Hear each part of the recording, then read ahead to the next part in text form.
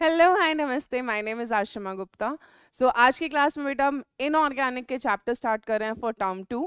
सो term 2 के अंदर आपके इनऑर्गेनिक के 2 ही चैप्टर्स आ रहे हैं, D and F block elements and coordination compounds.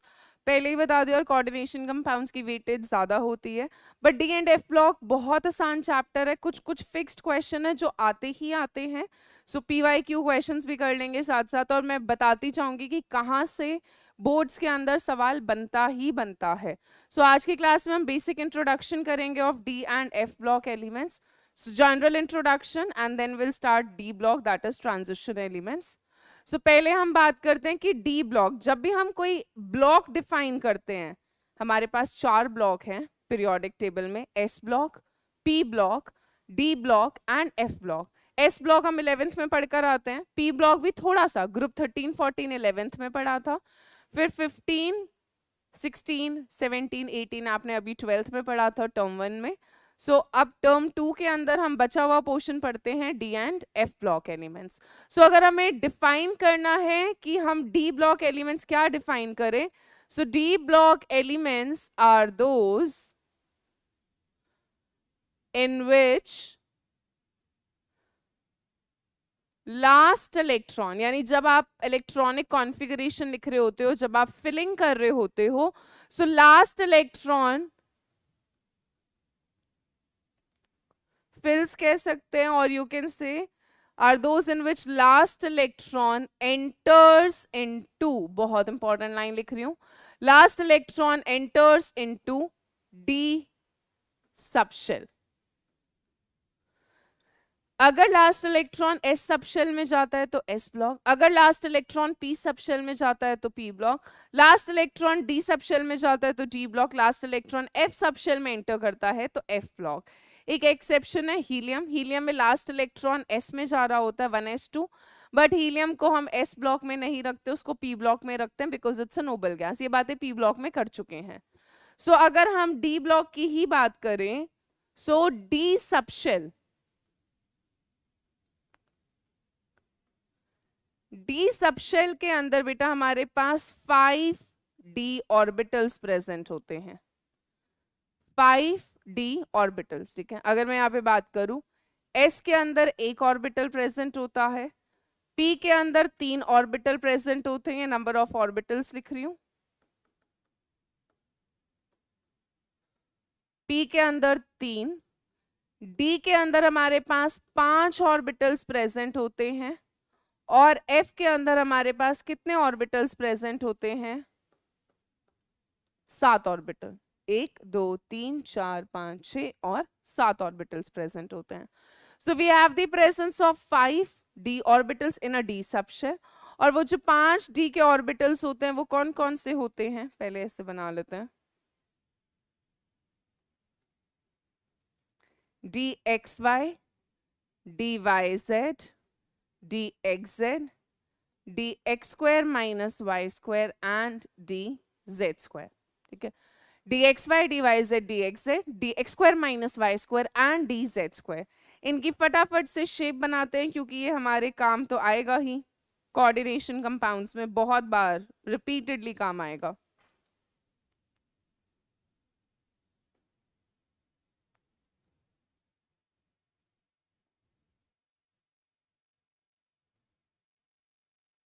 ठीक है,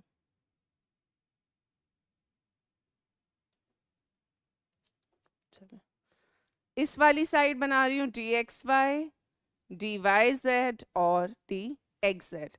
dxy लाई करता है बेटा, ये अगर x एक्सिस ले रही हूँ और ये y एक्सिस ले रही हूँ, तो dxy लाई करता है in between the x and y axis. और d ऑर्बिटल जो होते हैं वो कौन सी शेप के होते हैं, डबल डम्बल। s होता है स्फेरिकल, p होता है डम्बल, d होता है double dumbbell except dz square, अभी बनाऊंगी। और f की जो शेप होती है वो बहुत ही कॉम्प्लिकेटेड होती है, हम उसको 2D पेज पे या 2D बोर्ड पर नहीं दिखा सकते। ठीक है, फिर yz की बात करें तो अगर मैं ये y एक्सिस ले रही हूँ, ये z एक्सिस ले रही हूँ, तो dyz में डबल डम्बल लाई करता है in between y and z axis, z axis और y एक्सिस के बीच में लाई करेगा। सिमिलरली dxz लाई करेगा x और z एक्सिस के बीच में लाई करेगा। अब बनाते हैं dx square minus y square, ये लाई करता है on the x and y axis. और लास्ट बना रहे हैं dz square, this lies on the z axis. ठीक है, अब आपको ध्यान देना है इन तीन ऑर्बिटल्स में, यानी dxy, dyz और dxz में अगर आप देखोगे ध्यान से, तो आपको ये जो डबल डंबल है ना बेटा, ये जो आपके एक्सिस हैं एक्स वाई या जेड एक्सिस, उनके बीच में लाए होते हुए दिख रहे हैं। तो मैं ये बोल सकती हूँ कि dxy, dyz एंड dxz, ये जो तीन ऑर्बिटल्स है ये कहाँ पे लाए करते हैं, दे लाए इन बिटवीन दी एक्सिस, और इनको हम T2G से भी डिनोट करते हैं, जिसको हम बुलाते हैं ट्रिपली डीजनरेट। ठीक है, अब इस पर आते हैं dx square minus y square and dz square. यहाँ पर ये जो दो ऑर्बिटल्स है बेटा, ये एक्सिस के ऊपर लाई कर रहा है, ये x और y के ऊपर लाई कर रहा है, ये z एक्सिस के ऊपर लाई कर रहा है। तो ये जो दो ऑर्बिटल्स होते हैं ये कहाँ पर लाई करते हैं, ऑन दी एक्सिस, एक्सिस के ऊपर लाई करते हैं, और इनको हम क्या बुलाते हैं, ईजी ऑर्बिटल्स। ईजी का मतलब होता है इवनली डीजनरेट, इवनली डीजनरेट। अब एक और चीज ध्यान दो, dxy, dyz, dxz and dx square minus y square, सब में आप देखो यार डी ऑर्बिटल की जो शेप है वो डबल डंबल है, बट dz स्क्वायर में आपको डबल डंबल नहीं दिख रहा। तो dz स्क्वायर के अंदर क्या होता है, डंबल होता है, और एक ही स्फेरिकल रिंग होती है, मतलब अगर इस एक्सिस पे डंबल है तो बीच में एक स्फेरिकल रिंग प्रेजेंट होती है। So dz square is not double dumbbell shape, तो हम बोलते हैं d orbitals are double dumbbell shaped except dz square. इसके अलावा डी के जो 5 ऑर्बिटल्स हैं उनमें से जो 3 ऑर्बिटल होते हैं dxy, dyz, dxz, ये लाई करते हैं एक्सिस के बीच में, इनको T2G ऑर्बिटल्स बोलते हैं। dx square minus y square and dz square axis के ऊपर लाई करते हैं, और इनको हम EG ऑर्बिटल्स बोलते हैं, यानी इवनली डीजनरेट। यहां तक बात क्लियर है? ये सब आपने 11th में पढ़ रखा है, giving you just a quick revision. अब देखो यार, एक ऑर्बिटल में मैक्सिमम 2 इलेक्ट्रॉन आ सकते हैं। मैंने क्या बोला, जैसे आपके पास मान लो रूम्स हैं और एक रूम में 2 ही लोग आ सकते हैं। अब आपके पास एक बिल्डिंग में 5 रूम हैं, एक रूम में अगर 2 लोग आ सकते हैं तो 5 रूम में कितने लोग आ सकते हैं, 10। सो एक ऑर्बिटल में मैक्सिमम 2 इलेक्ट्रॉन्स आ सकते हैं। सो 5d ऑर्बिटल्स के अंदर मैक्सिमम कितने इलेक्ट्रॉन्स आ सकते हैं, 10 इलेक्ट्रॉन्स आ सकते हैं। अब मैक्सिमम s में एक ऑर्बिटल होता है तो 2 इलेक्ट्रॉन आते हैं, तो 2 ग्रुप प्रेजेंट होता है, ग्रुप 1 ग्रुप 2। p के अंदर 3 ऑर्बिटल्स प्रेजेंट होते हैं, 3 ऑर्बिटल में 6 इलेक्ट्रॉन आ सकते हैं, और इसीलिए हम बोलते हैं यहाँ पे 6 ग्रुप होते हैं, 13 14 15 16 17 18। डी ब्लॉक के अंदर 5 ऑर्बिटल है, मैक्सिमम 10 इलेक्ट्रॉन्स आ सकते हैं, तो यहाँ पे 10 ग्रुप प्रेजेंट होते हैं।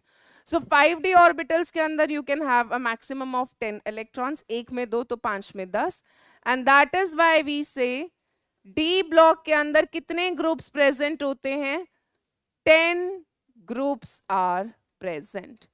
कितने ग्रुप्स प्रेजेंट है हमारे पास, 10 ग्रुप्स प्रेजेंट होते हैं। ठीक है, यहां तक साथ साथ नोट करें, फटाफट से नोट करें, फिर नेक्स्ट स्लाइड पर चलते हैं।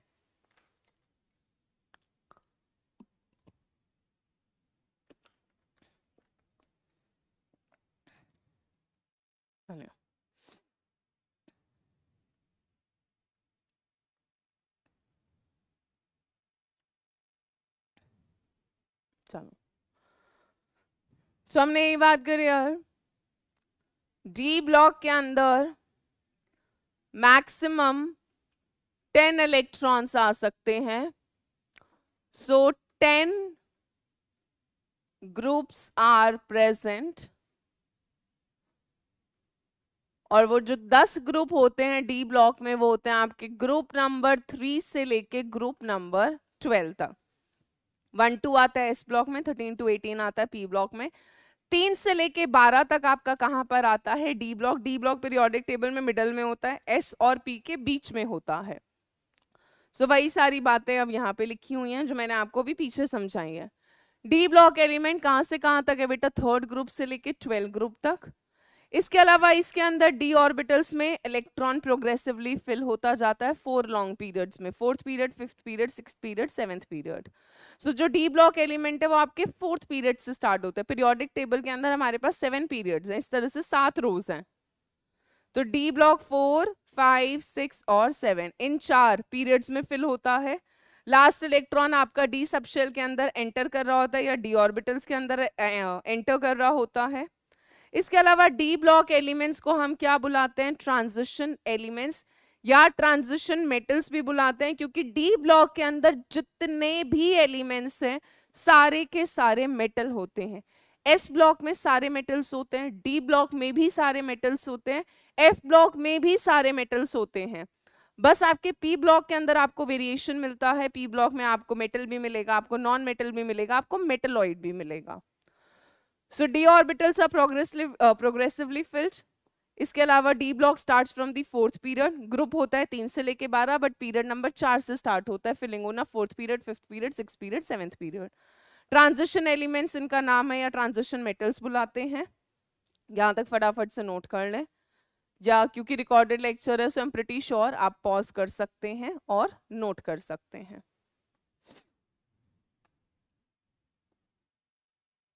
चलो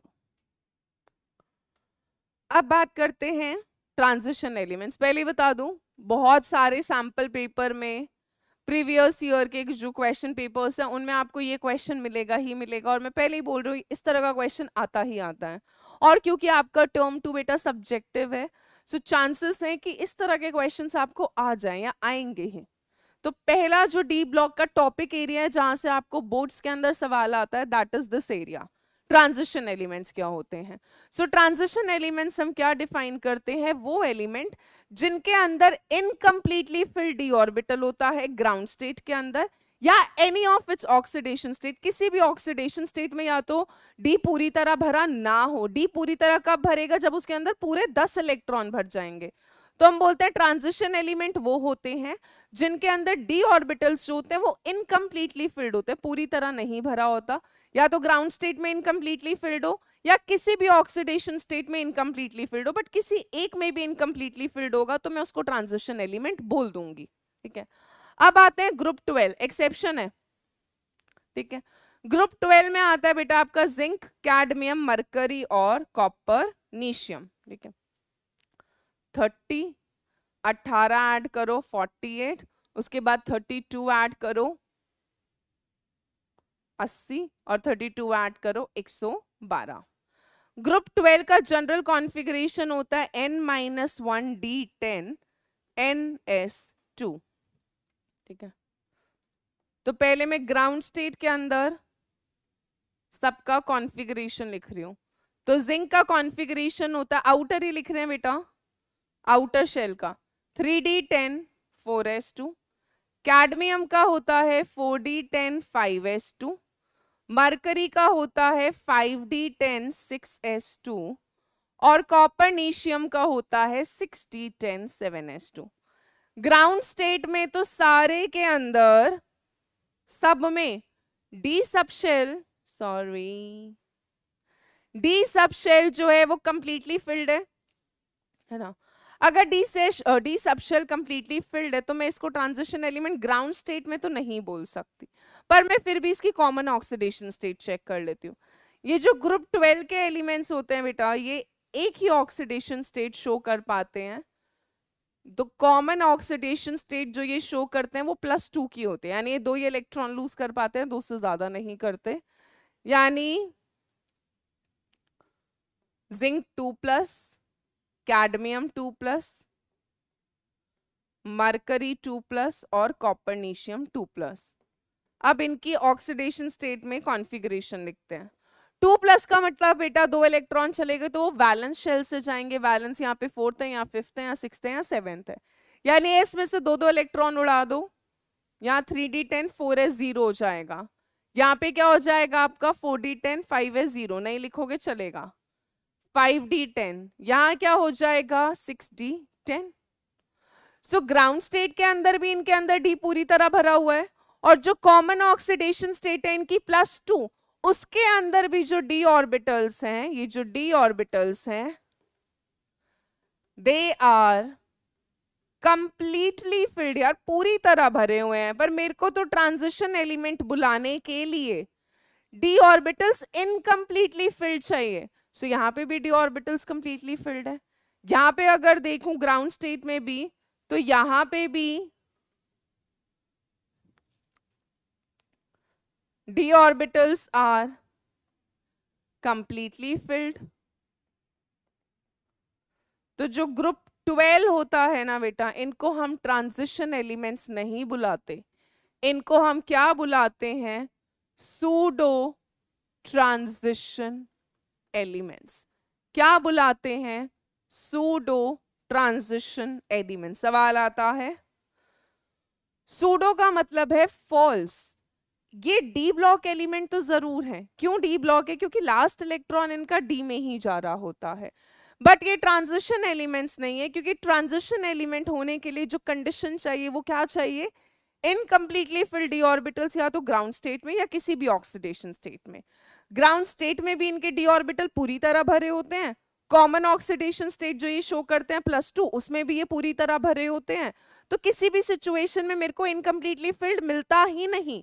और अगर आपको इनकम्प्लीटली फिल्ड डी ऑर्बिटल नहीं मिल रहा, यानी वो ट्रांजिशन एलिमेंट नहीं है। सो ग्रुप 12 को हम सूडो यानी फॉल्स ट्रांजिशन एलिमेंट्स बोलते हैं, कि ट्रांजिशन एलिमेंट नहीं होते। डी ब्लॉक एलिमेंट जरूर है, because last electron D block में, डी में ही जा रहा होता है, बट ट्रांजिशन नहीं बुलाते। देखो डी ब्लॉक और ट्रांजिशन में फर्क है। डी ब्लॉक जिसमें लास्ट इलेक्ट्रॉन डी में जाए, ट्रांजिशन जिसमें डी ऑर्बिटल इनकम्प्लीटली फिल्ड हो ग्राउंड स्टेट या किसी भी ऑक्सीडेशन स्टेट में। So group 12 is called as pseudo transition elements, but इनकी जो केमिस्ट्री होती है वो हम डी ब्लॉक के साथ ही पढ़ते हैं, ट्रांजिशन एलिमेंट्स के साथ ही पढ़ते हैं। क्यों? क्योंकि आखिरी ग्रुप है डी ब्लॉक का, तो मैं इसको छोड़ तो नहीं सकती ना। मैं कह रही हूँ क्लास में 40 में से एक बच्चा ऐसा जो बिल्कुल नहीं पढ़ता, बट ऐसा तो नहीं है कि मैं उसको पढ़ाना छोड़ दूंगी। जो मैं पूरी क्लास को पढ़ाऊंगी वही मैं उसको पढ़ाऊंगी, चाहे वो पढ़े या ना पढ़े। तो यहाँ पे भी ऐसा है, डी ब्लॉक की हम स्टडी तो पूरी ही करेंगे, भले ये ट्रांजिशन एलिमेंट नहीं है, सूडो ट्रांजिशन एलिमेंट है, बट जब हम ट्रांजिशन एलिमेंट्स की स्टडी करेंगे, इनकी केमिस्ट्री की स्टडी करेंगे, तो हम इस आखिरी ग्रुप को साथ में लेकर चलेंगे, उसको छोड़ेंगे नहीं। ठीक है, आखिरी में साथ साथ चलेंगे। कुछ तो करेगा वही, जो बच्चा बिल्कुल नहीं पढ़ रहा बाकियों को देखेगा शायद थोड़ा पढ़ ले, शायद थोड़ी उम्मीद जाग जाए उसमें। सो अब जरा ये नोट वाले पैराग्राफ को ध्यान से पढ़ें। सारी कहानी वही है जो मैंने आपको ऊपर समझाई है। ग्रुप 12 को हम, they are not typical transition elements, इनको हम टिपिकल ट्रांजिशन एलिमेंट्स नहीं बुलाते, सूडो होते हैं, क्योंकि they have full D10 configuration in ground state as well as their common oxidation state. However, being the last members of 4 transition series, her transition series का and जो होता है वो यहीं पे होगा। अगर ग्रुप 3 से शुरू हो रहा है और 12 से शुरू हो रहा है, 4th, 5th और 6th और 7th पीरियड में, तो खत्म तो बेटा यहीं पर होगा हर मेंबर, जिंक पर, कैडमियम पे, मरकरी पे और कॉपरनेशियम पे। सो क्योंकि आपका जो डी ब्लॉक की चारों सीरीज होती है वो इस पे ग्रुप 12 पे खत्म हो रहा होता है। So being the last member of 4 series, इनकी केमिस्ट्री को हम ट्रांजिशन के साथ ही पढ़ते हैं, यानी ट्रांजिशन मेटल की केमिस्ट्री के साथ ही इनकी केमिस्ट्री भी स्टडी करी जाती है। सो PYQ आता है, मैं पहले ही बता दूं, स्टार बना रही हूँ। स्टार का मतलब जहां जहां इंपॉर्टेंट है, जहां जहां से आपको बोर्ड में सवाल आ सकता है, मैं उन एरिया को star, PYQ, frequently asked question, very important, इस तरीके से लिख दूंगी। ठीक है, सो आई होप यहाँ तक सबको क्लियर हो गया होगा।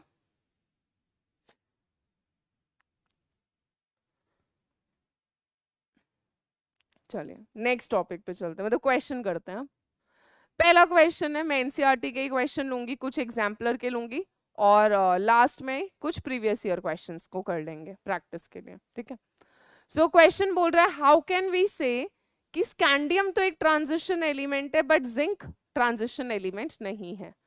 तो स्कैंडियम का 21 एटॉमिक नंबर है, कॉन्फ़िगरेशन होता है इसका आर्गन 18 3d1 4s2, 4s2 पहले ही भर जाता है कैल्शियम तक एनर्जी के रूल के हिसाब से, फिर 3d में आता है, बट 3d को अंदर लिख देते हैं ताकि 3 की जो सारी सबशेल है वो एक साथ हो जाए, 1s2 2s2 2p6 3s2 3p6 3d1।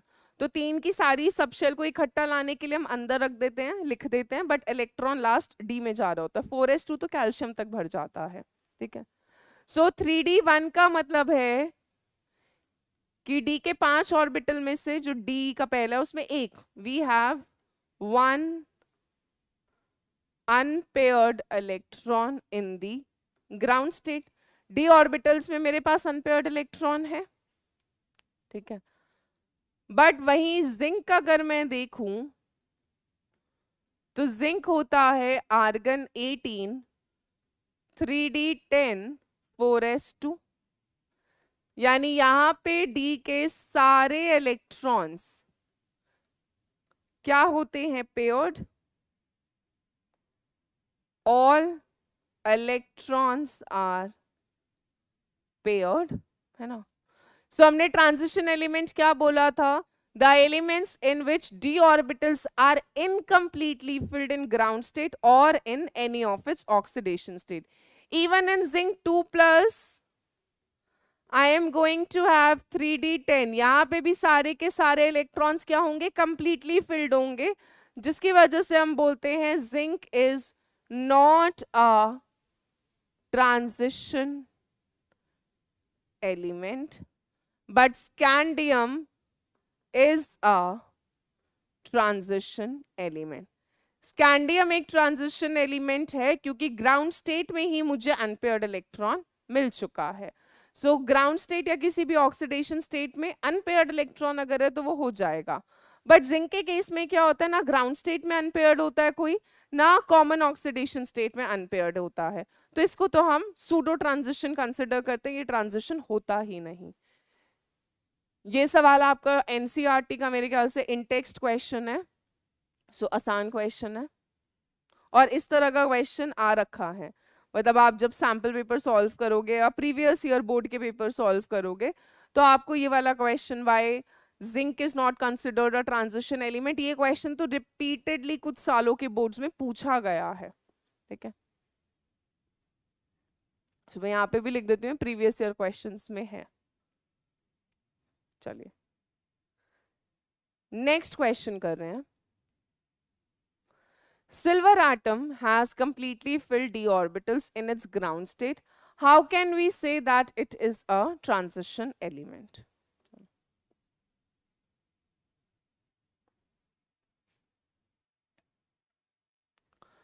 बेटा अब जरा और थोड़ा ध्यान दो, ये आपका ग्रुप 11, ग्रुप 11 में आता है कॉपर, सिल्वर और गोल्ड। कॉपर का कॉन्फ़िगरेशन होता है 3d10 4s1, स्टेबिलिटी के लिए d में 10 हो जाते हैं, एक s का चला जाता है। सिल्वर होता है 4d10 5s1 और गोल्ड होता है 5d10 6s1, ठीक है। इनको कॉइनेज एलिमेंट्स भी बोलते हैं, जिनसे सिक्के बनते हैं, या कॉइनेज मेटल्स बोलते हैं। सवाल मेरे को सिल्वर से आ रखा है तो मैं सिल्वर की बात करूंगी, ठीक है। तो बोल रहा है सिल्वर के ग्राउंड स्टेट में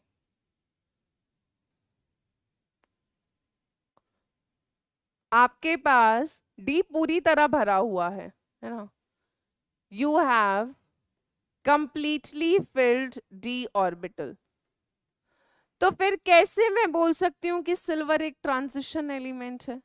अब सिल्वर बेटा ग्राउंड स्टेट में तो ठीक है, मैं नहीं बोल सकती इसको ट्रांजिशन एलिमेंट है, क्योंकि ग्राउंड स्टेट में तो it has fully filled d orbital, but transition के लिए सिर्फ ग्राउंड स्टेट नहीं, इसके अलावा आप कोई ऑक्सीडेशन स्टेट को भी चेक कर लो। तो सिल्वर 2 ऑक्सीडेशन स्टेट शो करता है, +1 और +2 दोनों दिखाता है, ठीक है। +1 जब दिखाएगा तो 4d10 ही होगा, मैं नहीं कंसिडर कर सकती अभी भी, क्योंकि अभी भी कंप्लीटली फिल्ड डी ऑर्बिटल है। बट सिल्वर जब +2 दिखाएगा तो एक इलेक्ट्रॉन इधर से गया, एक इधर से गया, मेरे पास क्या आ गया 4d9। 4d9 का मतलब क्या है कि यहाँ पे मेरे को अनपेयर्ड इलेक्ट्रॉन मिल जाएगा, 5 6 7 8 9, ये एक इलेक्ट्रॉन कैसा है आपके पास, अनपेयर्ड इलेक्ट्रॉन। और अगर मेरे पास अनपेयर्ड इलेक्ट्रॉन की प्रेजेंस है इन ग्राउंड स्टेट, जो नहीं था, और in any of its oxidation state, जो सिल्वर +1 में तो नहीं था बट सिल्वर +2 में अनपेयर्ड इलेक्ट्रॉन है डी ऑर्बिटल के अंदर, डी ऑर्बिटल पूरी तरह नहीं भरा हुआ, इनकम्प्लीटली फिल्ड है, सो वी कैन से कि सिल्वर आपका कैसा एलिमेंट है, ट्रांजिशन एलिमेंट है, it is a transition element, ठीक है। ग्राउंड स्टेट में भले ही ना हो, भले ही उसका ग्राउंड स्टेट कंप्लीटली फिल्ड है, but then you can check other oxidation states. So silver shows +1 and +2, +2 के अंदर इसके पास इनकम्प्लीटली फिल्ड डी ऑर्बिटल होता है, so 4d9 is incompletely filled. So silver is a transition element. Same सवाल आता है कॉपर के लिए, तो अगर कॉपर है तो 3d10 होगा, कॉपर भी 2 शो करता है, +1 +2, तो कॉपर +2 में 3d9 होगा, और इसीलिए हम बोलते हैं कि कॉपर भी एक ट्रांजिशन एलिमेंट होता है, क्योंकि जब वो +2 ऑक्सीडेशन स्टेट शो करता है तो उस टाइम पर उसका जो डी ऑर्बिटल होता है वो इनकम्प्लीटली फिल्ड होता है, and we can say that copper is a transition element. यहाँ तक क्लियर है? क्योंकि यहाँ से सवाल आता है, मैं इसीलिए बार बार ये चीज रिपीट कर रही हूँ, क्योंकि इससे सवाल आता ही आता है, ठीक है। और अगर बोर्ड के पेपर में आ जाए तुम्हारे तो प्लीज मुझे बहुत बड़ा ऐसा थैंक यू बोल देना, ठीक है। सो ट्रांजिशन एलिमेंट्स क्लियर है, D orbital incompletely filled in ground state और in any of its oxidation states. Group 12 यानी जिंक, कैडमियम, मरकरी, कॉपरनीशियम, इनको हम ट्रांजिशन एलिमेंट नहीं कंसिडर करते, इनको हम सूडो ट्रांजिशन एलिमेंट्स बोलते हैं। डी ब्लॉक एलिमेंट हाँ है, ट्रांजिशन एलिमेंट नहीं है, ठीक है।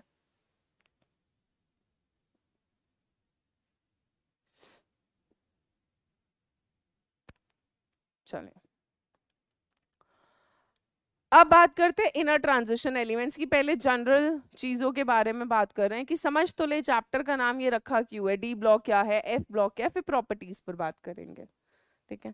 और बोर्ड के अंदर तो काफी चीजें आपकी कटी चुकी हैं, तो आपको ज्यादा तो पढ़ना ही नहीं है। आपका K2Cr2O7 कटा हुआ है, KMnO4 कटा हुआ है, एक्टिनॉइड्स पूरा कटा हुआ है, लैंथेनॉइड में भी ज्यादा कुछ नहीं आ रहा, सिर्फ कॉन्फ़िगरेशन है, ऑक्सीडेशन स्टेट्स हैं और लैंथेनॉइड कॉन्ट्रैक्शन है। सो डी ब्लॉक पूरा है, एफ ब्लॉक में और मतलब कंपाउंड्स नहीं है, उसके आपके क्रोमियम और मैग्नीज का नहीं है, मतलब K2Cr2O7 नहीं है, KMnO4 नहीं पढ़ना, तो बच गए, रिएक्शंस याद नहीं करने पड़ेंगे आपको। आपको एक्टिनॉइड्स नहीं पढ़ना, वो तो पूरा ही डिलीट हो रखा है, और लैंथेनॉइड में भी हमें सिलेक्टेड चीजें पढ़नी है। Same is with coordination compounds, आपका आइसोमेरिज्म पूरा का पूरा डिलीट हो रखा है, सो मेनली आइसोमेरिज्म नहीं है, तो आपका मेजॉरिटी पार्ट जो होता है वो खत्म हो गया। मेन हमें कोऑर्डिनेशन में VBT समझना अच्छे से, और नॉमेनक्लेचर IUPAC नेम पर सवाल आता है, ठीक है। सो छोटू सा चैप्टर है, कोऑर्डिनेशन भी डिलीट होने के बाद, क्योंकि आइसोमेरिज्म में टाइम लगता है, तो छोटा सा चैप्टर बचेगा, बट बहुत अच्छा चैप्टर है। चलो अब आते हैं इनर ट्रांजिशन एलिमेंट्स। सो डी ब्लॉक एलिमेंट्स को हम ट्रांजिशन बुलाते हैं, इनर ट्रांजिशन एलिमेंट्स होते हैं आपके एफ ब्लॉक, क्योंकि यहाँ पर इनर सबशेल भर रही होती है, वहां डी भर रहा होता है, यहाँ एफ भर रहा होता है, एफ और ज्यादा अंदर की तरफ होता है। So F block elements are those जिनमें 4f या 5f ऑर्बिटल्स प्रोग्रेसिवली फिल होते हैं। तो एफ ब्लॉक एलिमेंट्स को मैं क्या बोल सकती हूँ, those elements in which last electron enters into F subshell, ठीक है। अब F सबशेल में मेरे पास कितने ऑर्बिटल्स होते हैं बेटा, you have the presence of 7f orbitals, हमारे पास 7 ऑर्बिटल्स होते हैं, ठीक है।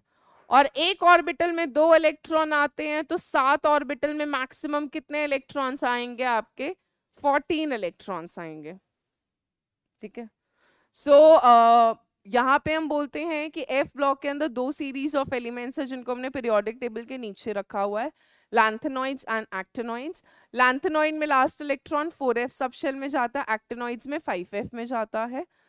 सो 4f और 5f ऑर्बिटल्स बढ़ते हैं, placed below the table in 2 long periods.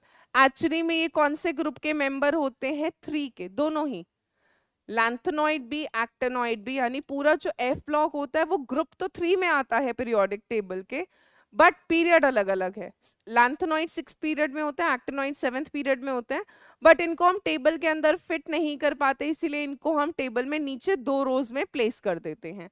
So they are actually the members of group 3 but taken out below the table.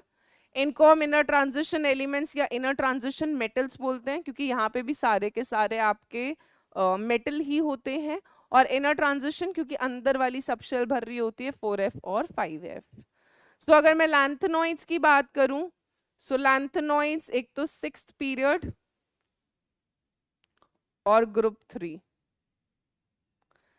Actinoids 7th period but होंगे तो ये भी ग्रुप 3 के ही, ठीक है। इसके अलावा लैंथेनॉइड्स में 4f सबशेल भरता है और एक्टिनॉइड्स में 5f सबशेल भरता है। यानी लैंथेनॉइड्स में last electron enters into 4f, actinoids में last electron enters into 5f। So ये 6th पीरियड में होते हैं लैंथेनॉइड्स पीरियोडिक टेबल के 7th पीरियड, बट एक्चुअली दोनों ही ग्रुप 3 के मेंबर्स होते हैं। एफ ब्लॉक पूरा ही ग्रुप 3 होता है। ग्रुप 3 में जो आपके वर्टिकल कॉलम्स होते हैं ग्रुप्स, उनमें ये ग्रुप 3 के अंदर होते हैं। लैंथेनॉइड्स की बात करें तो लैंथेनॉइड्स होते हैं आपके लैंथेनम के बाद होते हैं। सो लैंथेनम का एटॉमिक नंबर होता है 57, उसके बाद ये आते हैं, इसीलिए इनका नाम हम लैंथेनॉइड्स रख देते हैं, ठीक है, या लैंथेनाइड्स ANIDS, या लैंथेनॉइड्स लैंथेनम के बाद होते हैं। सो लैंथेनॉइड्स जो हमने बाहर निकाल रखे हैं वो होता है आपका सीरियम से लेकर ल्यूटेटियम तक, 58 to 71 गिन लेना, टोटल 14 एलिमेंट्स होंगे। और ऑब्वियसली बात है मैक्सिमम 14 इलेक्ट्रॉन्स आ सकते हैं, तो 14 4f1 4f2 4f3 से लेके 4f14 तक भरा होगा, तो 14 एलिमेंट्स होते हैं। एक्टिनॉइड्स में आपका होता है 90 से लेकर 103, यानी थोरियम से लेकर लॉरेंशियम तक। यहाँ पे भी बेटा टोटल 14 एलिमेंट्स होंगे, ठीक है। सो लैंथेनॉइड्स होते हैं सीरियम से लेकर ल्यूटेटियम 58 to 71, एक्टिनॉइड्स होते हैं थोरियम से लेके लॉरेंशियम 90 से लेके 103। तो 14 एलिमेंट्स लैंथेनॉइड में, 14 एलिमेंट्स एक्टिनॉइड्स में, तो टोटल एफ ब्लॉक के अंदर आपके पास कितने एलिमेंट्स प्रेजेंट होते हैं? टोटल आपके पास 28 एलिमेंट्स होते हैं एफ ब्लॉक में, 14 लैंथेनॉइड्स में, 14 एक्टिनॉइड्स में प्रेजेंट होते हैं, ठीक है। इसके अलावा एक और बात कर लेते हैं, लैंथेनॉइड्स को बुलाते हैं first inner TS transition series, पूरा ही लिख देती हूँ, फर्स्ट इनर ट्रांजिशन सीरीज या first inner transition elements. F block को inner transition elements, D block को ट्रांजिशन एलिमेंट्स। अब एफ ब्लॉक के अंदर भी 2 रोज है, lanthanoids and actinoids. So lanthanoids को बुलाते हैं फर्स्ट इनर ट्रांजिशन सीरीज और एक्टिनॉइड्स को बुलाते हैं सेकेंड इनर ट्रांजिशन सीरीज, ठीक है। ये छोटी छोटी बातें जहां से सवाल बन जाते हैं, ठीक है। So lanthanoids, actinoids, F block actually is a part of group 3 but taken out. Lanthanoids are the 6th period elements, actinoids are the 7th period elements but taken out below the table. Lanthanoid fill होता है cerium से लेके lutetium तक, actinoids होते हैं आपके thorium से लेके lawrencium, 14 element lanthanoid, 14 element actinoid, total F block में 28 एलिमेंट्स होते हैं, ठीक है। First inner transition series, second inner transition series. जहां तक फटाफट से नोट करें फिर आगे चलेंगे।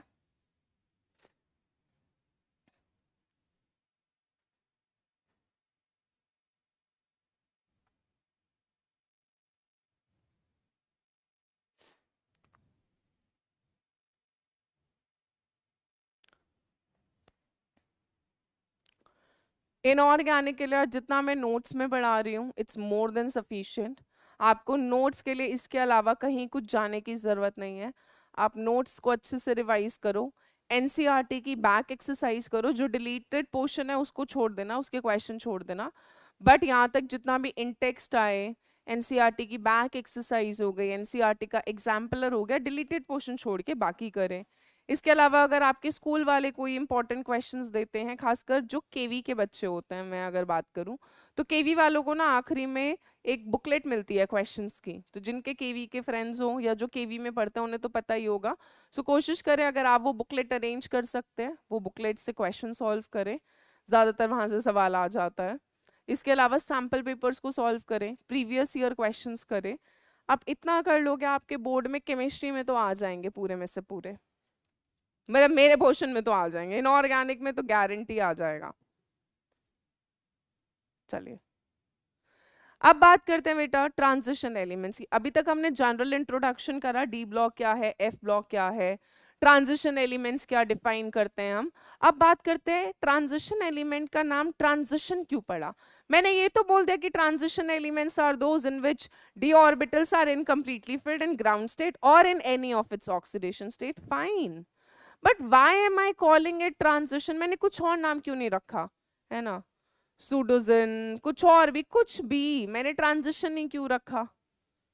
मैं नाम उनका आशिमा क्यों नहीं रखा, मैं तो वैसे नहीं रख सकती थी, बट हमने ट्रांजिशन पर्टिकुलरली क्यों टर्म यूज करी, why aren't we using any other term. हम कुछ भी और केमिस्ट्री की टर्म रख लेते, कुछ भी और रख सकते थे, जिसे हम एस ब्लॉक को रिप्रेजेंटेटिव एलिमेंट्स बोलते हैं, एस और पी ब्लॉक को। डी ब्लॉक को हम ट्रांजिशन एलिमेंट क्यों बुलाते हैं, इनकी पोजीशन की वजह से। अब इनकी पोजीशन क्या होती है, यहाँ पे मेरे पास एस ब्लॉक है,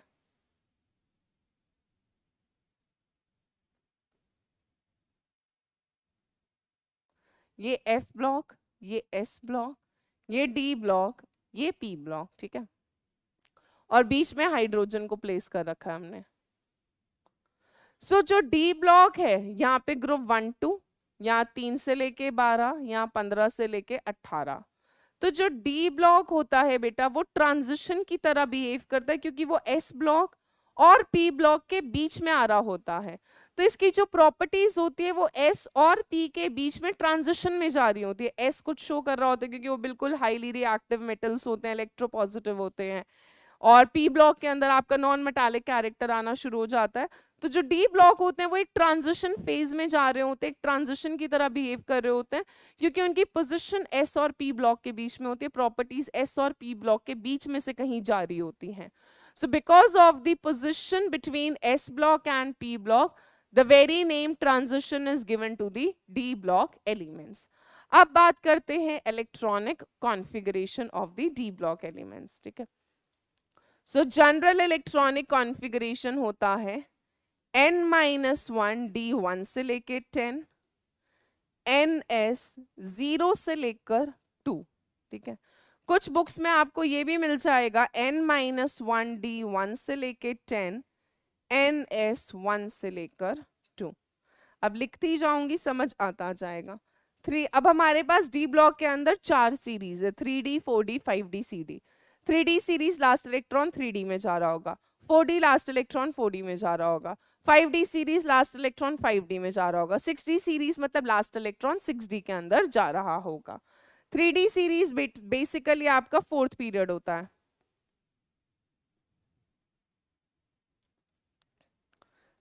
क्योंकि 4th पीरियड से स्टार्ट होते हैं। 4D series basically 5th period है पीरियोडिक टेबल का। 5D सीरीज 6th पीरियड, और 6D series actually 7th period होता है, ठीक है। 4th period, 5th period, 6th period, 7th period, but 3D series यानी last electron 3D 4D 5D 6D। 3D series होती है स्कैंडियम से लेके जिंक तक, 21 से लेके 30 तक। इनका कॉन्फ़िगरेशन होता है 3D 1 से लेकर 10, 4S 1 से लेकर 2। 4D का होता है मतलब 4D सीरीज का आता है 4D 1 से लेके 10 बट 5S 0 से लेकर 2 तक, ठीक है। नेक्स्ट है आपका, इसका होता है 5D 1 से लेके 10, 6S 1 से लेकर 2, और यहाँ पर होता है 6D 1 से लेके 10, 7S 1 से लेकर 2। ये ट्रियम टू कैडमियम अभी याद करने के तरीके करेंगे, lanthanum to mercury, actinium to copper, नीशियम, यानी स्टार्टिंग ग्रुप 3 होगा, एंडिंग ग्रुप 12 होगा। अब यहाँ पर ध्यान दे जरा, मैंने सब में 1 से लेके 2, 1 से लेके 2, 1 से 2 लिखा है, बट इस सीरीज के लिए 4D सीरीज के लिए मैंने 5s 0 से लेके 2 तक लिखा है ना।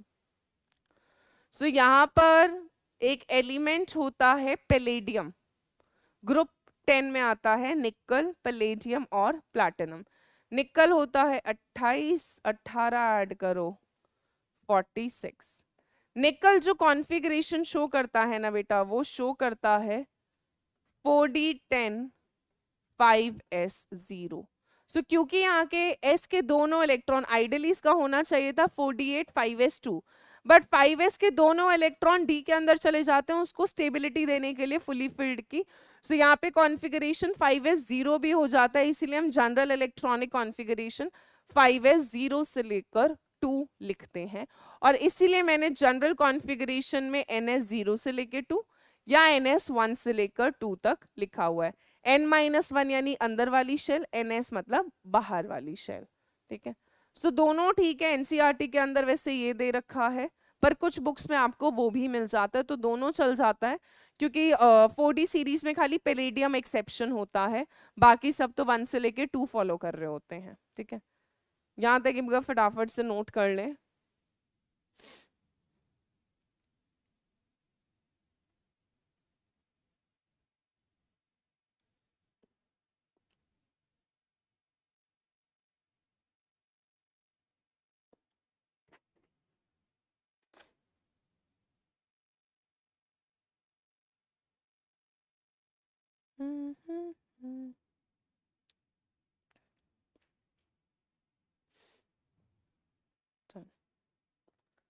ये लिख लेना, स्टार का मतलब है ये एक्सेप्शन है,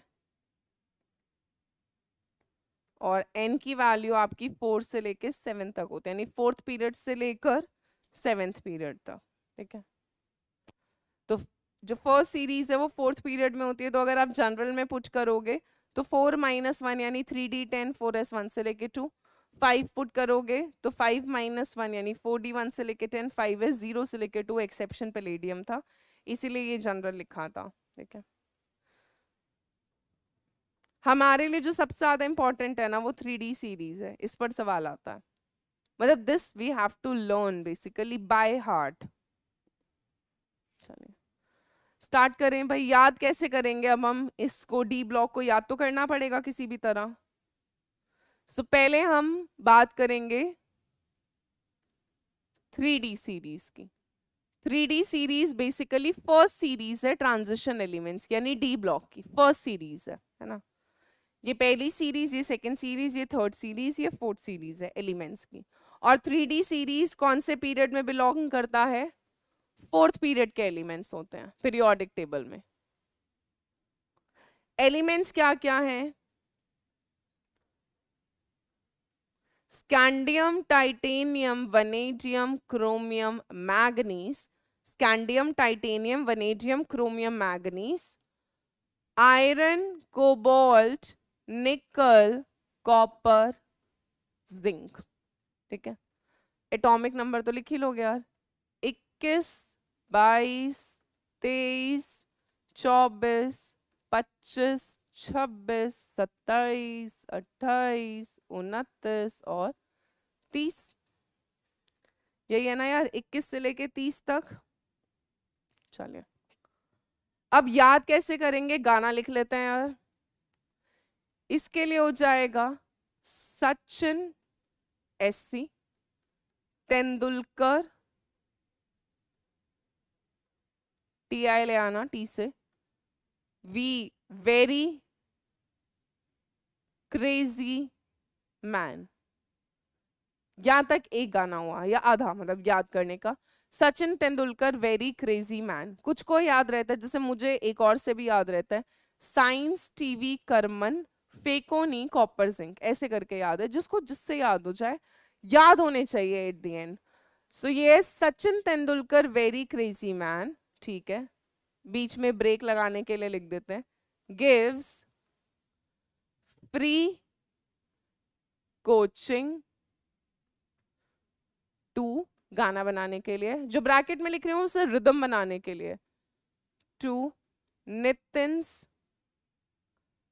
कजन। तो कजन में दो एलिमेंट छुपे हैं, कजन, सी यू से कॉपर, जन से जेडन आ जाएगा, ठीक है। So Sachin Tendulkar very crazy man gives free coaching to Nitin's cousin, ठीक है, नितिन्स कजन ब्रेक करके है, ठीक है। आई होप याद हो जाना चाहिए। नेक्स्ट सीरीज लिख रहे हैं 4D series, which is actually the second series of D block and present in 5th period of the periodic table. चलिए, मैं कोशिश कर रही हूँ उसी के नीचे लिखती जाऊं, क्योंकि ये जो मैं लिख रही हूँ ग्रुप 3, 4, 5, 6, 7, 8, 9, 10, 11 और 12, ठीक है। यारी जरा निभाना मौत तक,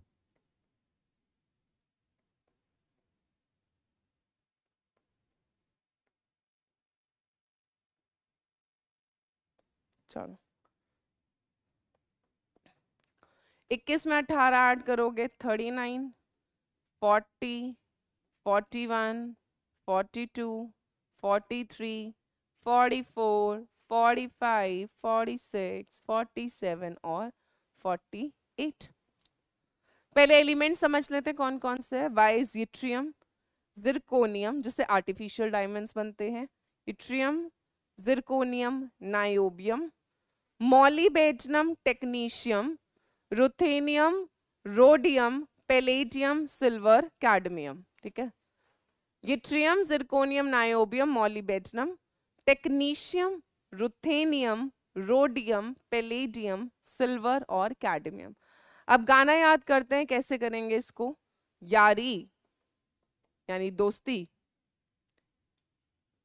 जरा निभाना, ये मेरी फ्रेंड का नाम है। यारी जरा निभाना, मैं जान के मौत की स्पेलिंग लिख रही हूँ ऐसे, MOUT, वैसे MAUT भी लिख सकते हैं, जो भी लिखना है। यारी जरा निभाना मौत तक, कि बिल्कुल एंड तक लाइफ के यारी यानी दोस्ती निभाते जाना, ठीक है। यारी जरा निभाना मौत तक, रुकावट राहें या राहों में लिख लेते हैं, रुकावट राहों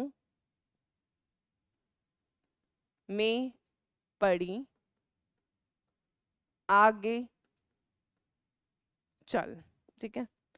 यारी जरा निभाना मौत तक, रुकावट राहों में पड़ी, में मैंने गाना बनाने के लिए लिखा है। रुकावट से आ गया रुथेनियम, राहों से आ गया RH रोडियम, में से कुछ नहीं, पड़ी से आ गया PD पैलेडियम, आगे से आ गया AG सिल्वर, आगे चल मतलब रुकावट राह मतलब रास्तों में बहुत रुकावटें आती हैं, बट आपको लाइफ में आगे बढ़ते जाना है। सो रुकावट राहों में पड़ी आगे चल, अब चल से CD आएगा, ठीक है। यहाँ तक फटाफट से नोट करें, फिर नेक्स्ट 2 सीरीज याद करते हैं।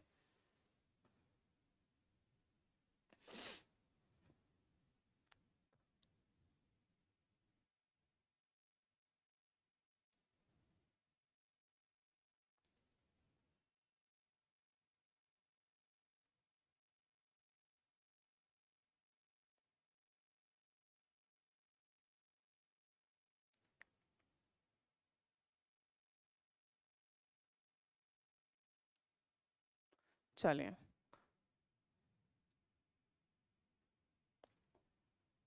3D हो गया, 4D हो गया, अब आते हैं 5D सीरीज, ठीक है, which is actually third series of the D block, और ये आपके पीरियोडिक टेबल में कहाँ पे प्रेजेंट है, 6th पीरियड के अंदर। एलिमेंट्स लिखते हैं पहले,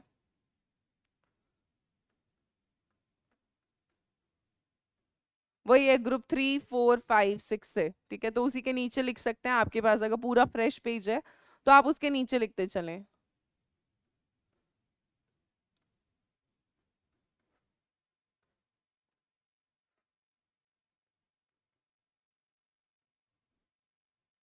चलिए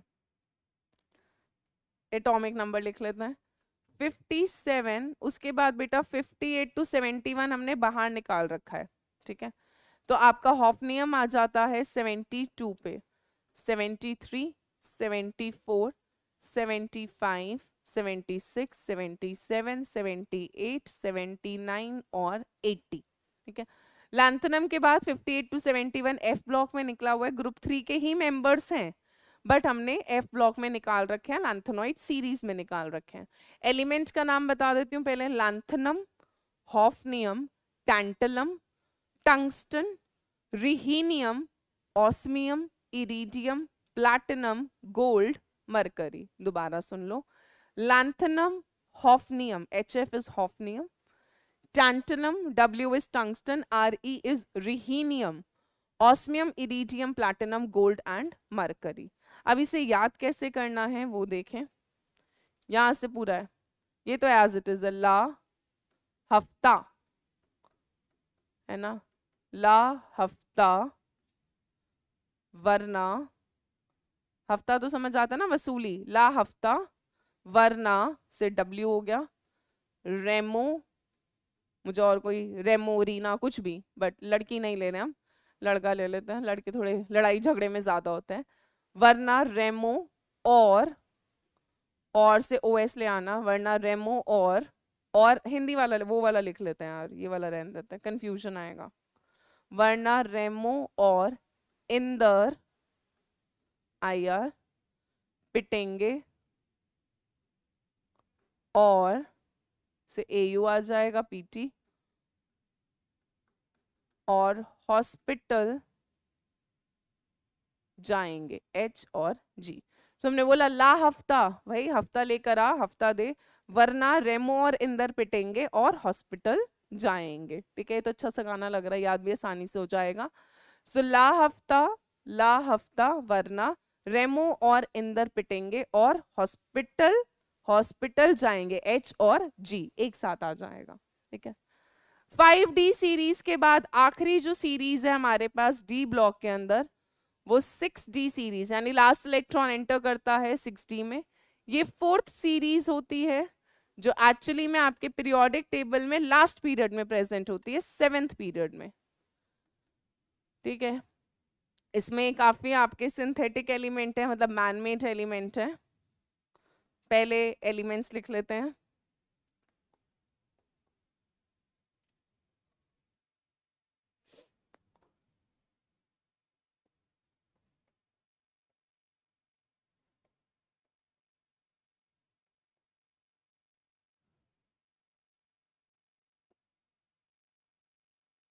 सॉरी सॉरी सॉरी,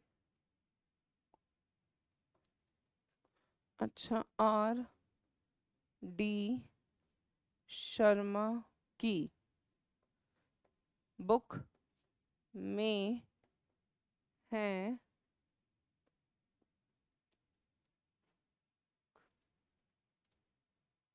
एक सेकेंड रुकना, अच्छा R.D. शर्मा की बुक में है मैथ्स के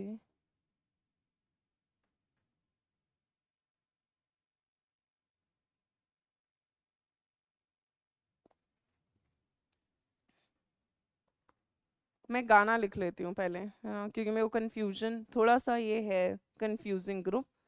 सो एक बार गाना लिख लेते हैं पहले, अच्छा R.D., ठीक है, R.D. शर्मा की बुक में है मैथ्स के, यहाँ पर तो आएगा डिफिकल्ट रेंज के कॉन्सेप्ट, R.D. एक्टिनम, रदरफोर्डियम, डबनियम, बोहोरियम, हैस्मियम, माइटनेरियम, ठीक है ठीक है ठीक है ठीक है ठीक है ठीक है ठीक है।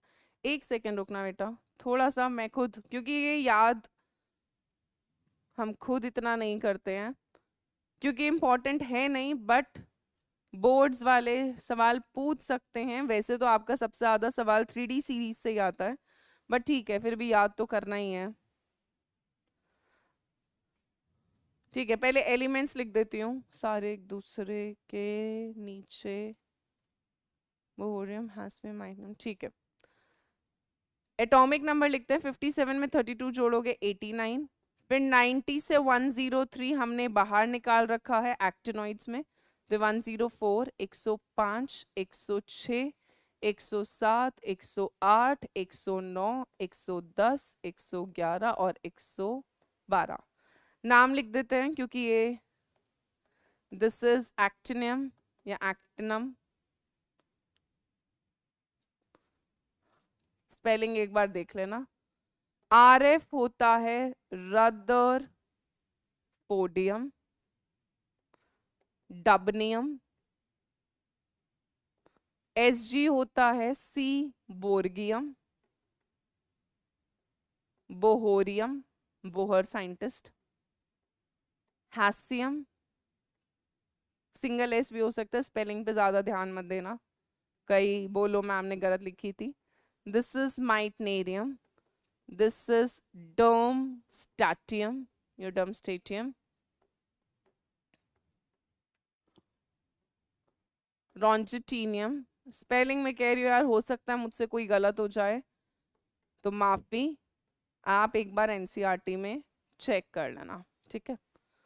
सो इसको याद करने का जो ट्रिक था वो था अच्छा से AC एक्टिनम, RD रदरफोर्डियम डबनियम, शर्मा से SG आ जाएगा सी बोर्गियम, की से तो गाना है, बुक से B आ जाएगा बोहोरियम, में फिर से गाना बनाने के लिए हे से हैसियम, मैथ्स से MT माइटनेरियम, मैथ्स की। अच्छा RD शर्मा की बुक में है मैथ्स के डिफिकल्ट से DS मतलब डिफिकल्ट, या DT याद रखना, डर्म स्टैटियम, बट सिंबल में DS होता है, डर्म स्टैटियम। डिफिकल्ट रेंज के कॉन्सेप्ट, ठीक है। पहले गाना दोबारा समझते हैं।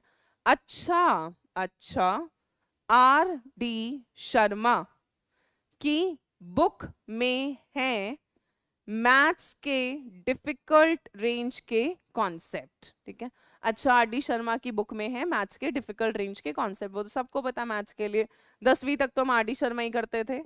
एक्टिनम rutherfordium dubnium, seaborgium bohrium, hassium meitnerium darmstadtium, roentgenium and कॉपरनीशियम।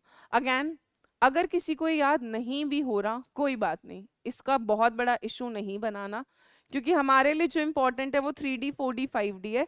उसमें भी अगर मैं बोलूँ ना तो सबसे ज्यादा इम्पोर्टेंट हमारे लिए 3D सीरीज है, और आपके लिए जो लास्ट के 3 ग्रुप्स हैं, ग्रुप 10, 11 और 12, यानी निकल palladium platinum, copper silver gold, zinc cadmium mercury, ये तो याद होने चाहिए, बाकी चाहे फिर भी एक बार को हम छोड़ सकते हैं, बट ग्रुप 10, 11, 12 वेरी इंपॉर्टेंट।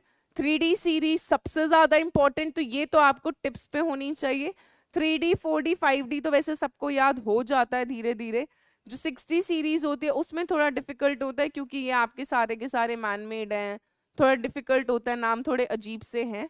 सो इसको कर लेना, चॉइस है। मैंने एक मच्छर मारा क्लास में। चलिए अब ये इलेक्ट्रॉनिक कॉन्फ़िगरेशन की बात करते हैं। सो ये आपका NCERT का ही है। सो एटॉमिक नंबर अगर आपको पता है जो मैंने लिख दिए हैं, और मैंने कोई रटे नहीं हुए थे, एटॉमिक नंबर कॉमन सेंस लगाया था मैंने। सो यहाँ पे आपको स्कैंडियम से लेके जिंक तक तो आप 11वीं में पढ़ लेते हो, 3D1 4s2 3D2 4s2। यहाँ पे क्रोमियम याद रखना है और कॉपर याद रखना है, क्योंकि ये एक्सेप्शंस हैं। क्रोमियम में हाफ फिल्ड स्टेबिलिटी आती है और कॉपर में फुली फिल्ड स्टेबिलिटी आती है, तो ये एक्सेप्शन है, इनका आपको ध्यान रखना है। यहाँ पे भी सेम चलता जाएगा 4D1 4D2, बट थोड़ा यहाँ पे अब देखो 4D series 5D series 6D series में आते आते आपको और वेरिएशन मिलेगा और एक्सेप्शंस मिलेंगे।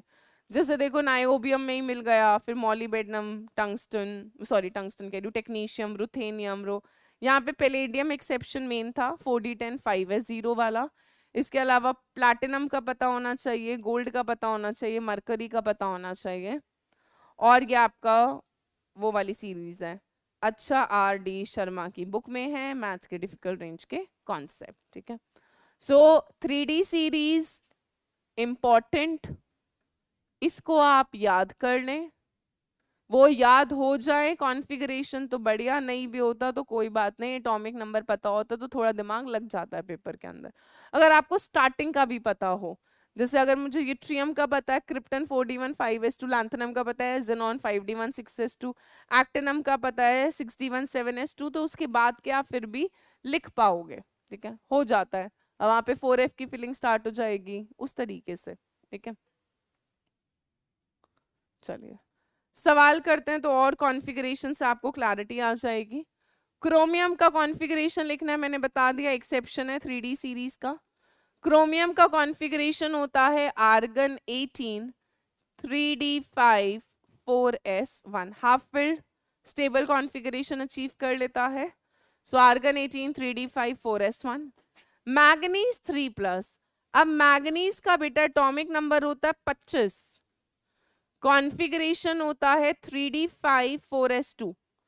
यहां तक कैल्शियम हो जाता है आर्गन 18 4s2, 20 इलेक्ट्रॉन कैल्शियम तक भर जाते हैं, बचे हुए 5 3d के अंदर चले गए तो 3d5। मैग्नीज 3+ का मतलब क्या है, 3 इलेक्ट्रॉन लूज हो गए, 3 इलेक्ट्रॉन बेटा लूज होंगे तो 2 यहां से जाएगा, 1 यहां से जाएगा, तो आपके पास क्या बचेगा, आर्गन 18, 2 वहां से गए तो 4s0, 5 में से एक और चला गया तो आपके पास क्या बचेगा, 3d4। नेक्स्ट है आयरन 3+, तो पहले आयरन का लिखते हैं। आयरन होता है आर्गन 18 3d6 4s2। 3+ का मतलब 3 इलेक्ट्रॉन, तो 3 इलेक्ट्रॉन निकालने हैं, 2 s से 1 d से जाएगा, तो आपके पास क्या बच जाएगा, आर्गन 18 3d5। पैलेडियम भी एक्सेप्शन था, बता दिया था, ये था आपका 46, ठीक है। यहाँ पे आपका था 4d10 5s0। पैलेडियम 2+, 2+ ऊपर से ही देख लो भाई, पैलेडियम 2+ का मतलब 2 इलेक्ट्रॉन निकालने हैं, एस में तो ऑलरेडी नहीं था, 4d10 था, 2 इलेक्ट्रॉन निकाल दो, क्या बच जाएगा, 4d8। अब आते हैं कॉपर प्लस, तो पहले कॉपर का पता होना चाहिए। कॉपर का होता है आर्गन 18 3d10 4s1। अब कोई बोल रहा है मैम आप तो इतने टिप्स पे लिख रही हो इलेक्ट्रॉनिक कॉन्फ़िगरेशन, तो बेटा ये मुझे याद है, लिखते लिखते करते करते पढ़ाते पढ़ाते सबको याद हो जाता है। आपके लिए अगर किसी को लगता है उसको इलेक्ट्रॉनिक कॉन्फ़िगरेशन में प्रॉब्लम है, सो फटाफट से 11th का जो आपका स्ट्रक्चर ऑफ एटम था उसमें लास्ट का जो टॉपिक था फिलिंग ऑफ एसपीडीएफ कॉन्फ़िगरेशन वाला, सिर्फ वो वाला कर लो, एटलीस्ट फर्स्ट 30 का कर लो, और रूल्स याद होना चाहिए, तो आपसे फिलिंग हो जाएगी। क्योंकि इस चैप्टर के अंदर और अगले में भी कॉन्फ़िगरेशन हमें बार बार चाहिए, और खासकर ये 3D सीरीज का, क्योंकि वहां पे मैं कॉम्प्लेक्स बनाऊंगी, वीबीटी थ्योरी करेंगे, तो कॉन्फ़िगरेशन इज अ मस्ट। तो अगर किसी को लगता है उसको नहीं आता, भूल गए हैं, रिवाइज करने की ज़रूरत है एक बार, तो प्लीज़ 15-20 मिनट लगेंगे, या तो आप किसी का लेक्चर फॉलो कर सकते हैं या आप खुद से एनसीईआरटी से पढ़ सकते हैं। सो कॉपर प्लस का मतलब 1 इलेक्ट्रॉन जाएगा, तो 1 इलेक्ट्रॉन बाहर वाली शेल 4s से चला जाएगा, तो कॉपर प्लस आपके पास बचेगा आर्गन 18 3d10, ठीक है। सो इस तरह का क्वेश्चन आ सकता है, आ जाता है, आयंस का कॉन्फ़िगरेशन लिखने को, एटम का कॉन्फ़िगरेशन लिखने को, तो उसके लिए आपको पता होना चाहिए एलिमेंट कौन सा है, एटॉमिक नंबर क्या है इसका, 24 25 26 46। चलिए नेक्स्ट स्टार्ट कर रहे हैं बेटा, general properties of transition elements के क्या क्या प्रॉपर्टीज दिखाते हैं। अब क्योंकि सारे के सारे ट्रांजिशन एलिमेंट्स जो थे वो मेटल्स थे, तो जो जो मेटल की प्रॉपर्टी होगी वही वही इनकी प्रॉपर्टी होंगी, तो सारे के सारे मेटल्स हैं, all are malleable, and ductile except mercury, क्योंकि मरकरी हम बचपन से पढ़ते आ रहे हैं। All metals are solid except mercury which is liquid at room temperature. अगर मरकरी लिक्विड है तो ना मैं उसको थिन शीट में कन्वर्ट कर सकती हूँ, ना मैं उसको थिन वायर में। लिक्विड को कैसे तो शीट में बनाऊं और कैसे वायर में ड्रॉ करें। So all other d block elements are malleable, आप थिन शीट में कन्वर्ट कर सकते हो, थिन वायर्स में कर सकते हो, एक्सेप्ट मरकरी। एक्सेप्शंस पे ध्यान देना है। जितने भी मेटल्स होते हैं they are good conductor of heat and electricity, तो इनकी थर्मल यानी heat and electrical conductivity high होती है। हाई टेंसाइल स्ट्रेंथ होती है, यानी काफी स्ट्रॉन्ग होते हैं, काफी स्ट्रेन या फोर्स या प्रेशर को बियर कर सकते हैं। इसके अलावा लश्चरस होते हैं, शाइनी होते हैं, सोनरस होते हैं, यानी साउंड प्रोड्यूस करेंगे अगर हम इनको हिट करेंगे किसी ऑब्जेक्ट से। नेक्स्ट है, इस पे ध्यान देना है, with the exception of zinc, cadmium, mercury and manganese, बाकी सारे जो डी ब्लॉक के एलिमेंट्स होते हैं दे हैव वन और मोर टिपिकल मेटालिक स्ट्रक्चर। ये सॉलिड स्टेट की बात हो गई। सो हम बोल रहे हैं zinc, cadmium, mercury and manganese, इनको छोड़कर जो डी ब्लॉक के बाकी एलिमेंट्स होते हैं उनका एक या एक से ज्यादा टिपिकल मेटालिक स्ट्रक्चर, यानी HCP, CCP, ये सारे स्ट्रक्चर, BCC, एक से ज्यादा हो सकता है। सो दे हैव वन और मोर टिपिकल मेटालिक स्ट्रक्चर्स। ठीक है। सो फिजिकल प्रॉपर्टीज हो गई, मैलिएबल है, डक्टाइल है, सोनोरस है, लश्चरस है, हार्ड होते हैं, एक्सेप्ट मरकरी लिक्विड है, सॉलिड होते हैं। चलिए सेकंड जो हम ट्रेंड की बात करेंगे, और सेकंड जो प्रॉपर्टी की जिससे बहुत बहुत बहुत सवाल आता है, तो अगेन वेरी इंपॉर्टेंट सवाल आता है। ठीक है, जब हम लेफ्ट टू राइट बेटा पीरियोडिक टेबल में मूव करते हैं यानी अक्रॉस द पीरियड, तो साइज क्या करता जाता है, डिक्रीज। यानी S ब्लॉक, बीच में आ रहा है D ब्लॉक और फिर आ रहा है P ब्लॉक। तो जब मैं लेफ्ट टू राइट जाऊंगी तो साइज घटेगा, तो सबसे ज्यादा साइज होगा S ब्लॉक का, फिर D ब्लॉक का और फिर P ब्लॉक का, उससे कम होगा। लेफ्ट टू राइट घटता है तो सबसे ज्यादा S का, फिर D का और उससे कम किसका साइज होगा, P का। ठीक है, ये तो पूरे टेबल का ट्रेंड हो गया, पूरे पीरियड में ट्रेंड हो गया। अब हम तो पर्टिकुलर डी ब्लॉक की बात करेंगे क्योंकि हम डी ब्लॉक चैप्टर पढ़ रहे हैं। सो अगर हम डी ब्लॉक की बात करें यानी ट्रांजिशन सीरीज की बात करें, तो जैसे जैसे एटॉमिक नंबर बढ़ता है, यानी जब आप डी ब्लॉक में पीरियड में मूव करते हो, जैसे स्कैंडियम से लेके जिंक तक मूव करें या यूट्रियम से लेकर आप कैडमियम तक मूव करें, तो पहले तो एटॉमिक साइज घटता है। लेफ्ट टू राइट जाते हैं तो साइज तो घटना ही चाहिए था, पर पहले साइज घटेगा, फिर कांस्टेंट हो जाता है और फिर आखिरी में आके साइज क्या कर जाता है, इंक्रीज कर जाता है। ठीक है, तो मैं पहले ट्रेंड लिखती हूँ। So I am taking the example of 3D series. 3D series में हो गया scandium, titanium, vanadium, chromium, manganese, iron, cobalt, nickel, copper and zinc. ठीक है, तो हम बोल रहे हैं जब हम 3D सीरीज में लेफ्ट टू राइट जा रहे हैं, पहले तो साइज क्या करता है, डिक्रीज। ठीक है, फिर साइज क्या हो जाता है, कांस्टेंट, और फिर साइज क्या कर जाता है, इंक्रीज कर जाता है। ठीक है, तो शुरू में तो साइज घटता है, यही लिखा है, atomic radii first decreases up to middle, then becomes constant and then increases towards the end। End में आके साइज एकदम से बढ़ जाता है। पर ऐसा क्यों हो रहा है, लेफ्ट टू राइट तो जब हम बोलते हैं जाते हैं किसी भी पीरियड में तो साइज तो सिर्फ घटता जाता है, तो यहाँ पर ऐसा क्या हो रहा है कि साइज पहले घटा, फिर कांस्टेंट हुआ, फिर बढ़ा। तो अब इस चीज को समझेंगे। ठीक है, देखा साइज के लिए बेटा दो चीजें काम करती हैं।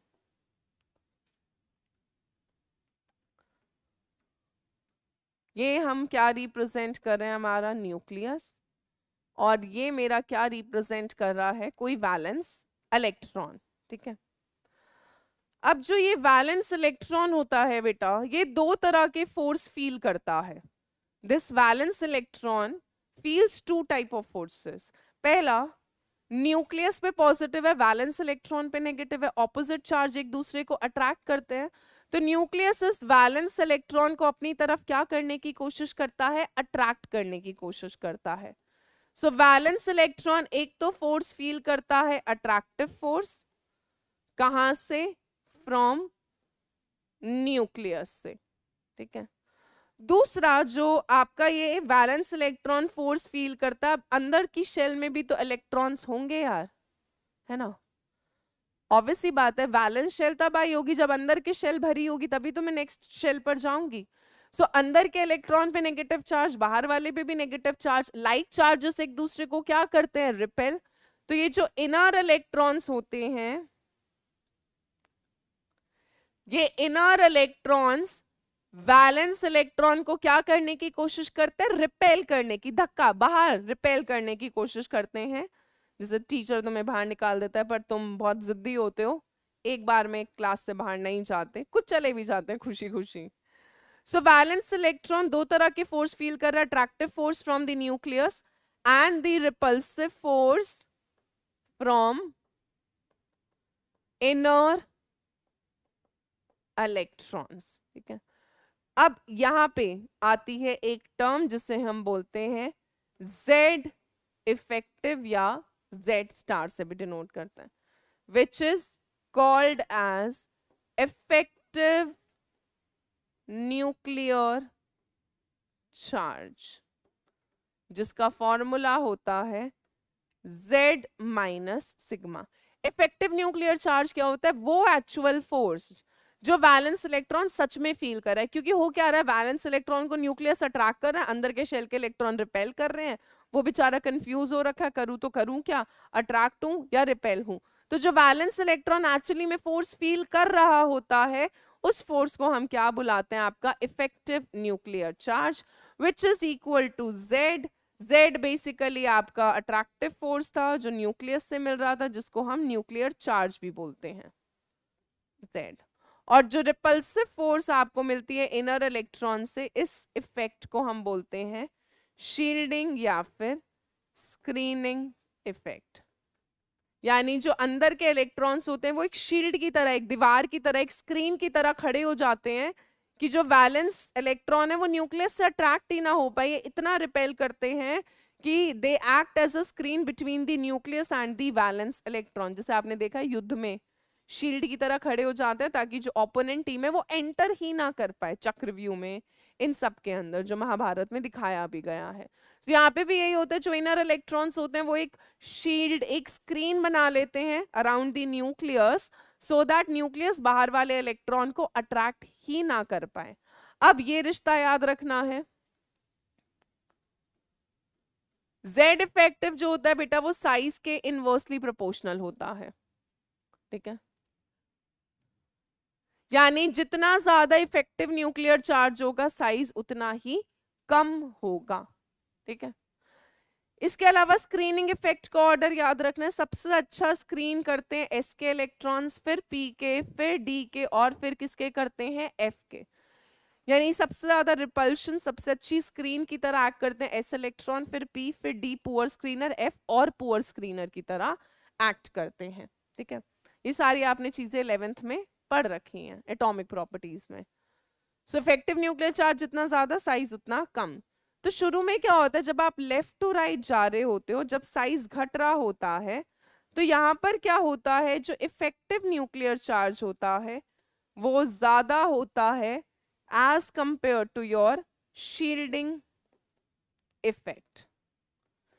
यानी रिपल्सिव फोर्स कम है, अट्रैक्टिव फोर्स ज्यादा है, इफेक्टिव न्यूक्लियर चार्ज ज्यादा है, रिपल्सिव फोर्स कम है, तो न्यूक्लियस वैलेंस इलेक्ट्रॉन को अट्रैक्ट करता है और साइज क्या करता जाता है? कम होता जाता है।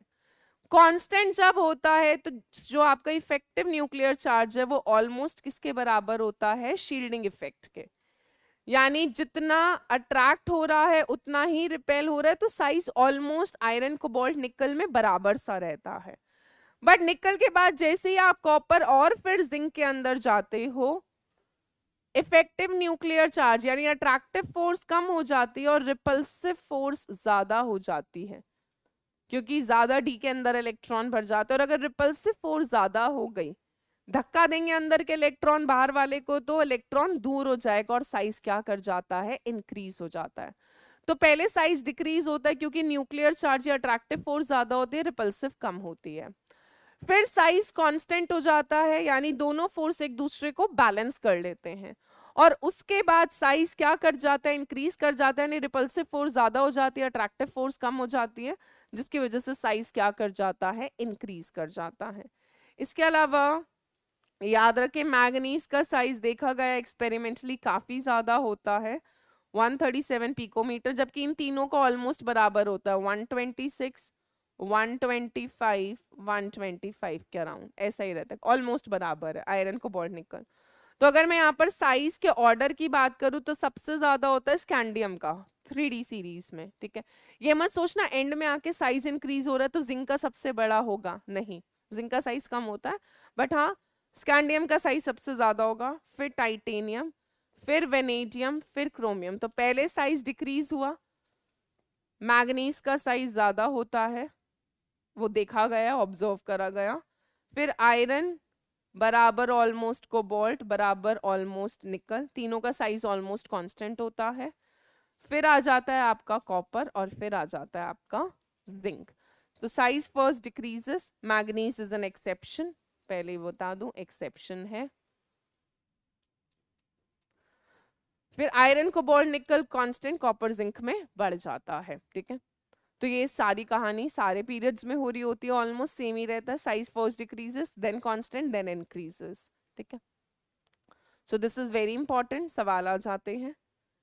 एक ट्रेंड और कर रहे हैं एटॉमिक साइज का ही बेटा, डाउन द ग्रुप का, बाकी नेक्स्ट लेक्चर में बाकी प्रॉपर्टीज करेंगे, आयनाइजेशन एनर्जी, एलॉय फॉर्मेशन और कॉम्प्लेक्स फॉर्मेशन, वो सारा नेक्स्ट क्लास में करेंगे, और मतलब 2 क्लास और लगेंगी, चैप्टर आपका खत्म हो जाएगा। सो अब बात करते हैं डाउन द ग्रुप की। तो अक्रॉस द पीरियड की कहानी आपको समझ आई। लेफ्ट टू राइट जब मैं डी ब्लॉक में जाऊंगी साइज पहले घटेगा, फिर कांस्टेंट होगा, फिर इंक्रीज होगा। घटेगा जब अट्रैक्टिव फोर्स ज्यादा होगी, रिपल्सिव कम होगी। बराबर तब होगा जब दोनों फोर्स एक दूसरे को बैलेंस करेगी, और इंक्रीज तब होगा जब रिपल्सिव फोर्स ज्यादा होगी, अट्रैक्टिव कम होगी। अट्रैक्टिव फोर्स घटाने की कोशिश करता है, रिपल्सिव फोर्स बढ़ाने की कोशिश करता है साइज को, ठीक है। अब आते हैं डाउन द ग्रुप। जब हम डाउन द ग्रुप आते हैं तो हम तो यार ये एक्सपेक्ट करते हैं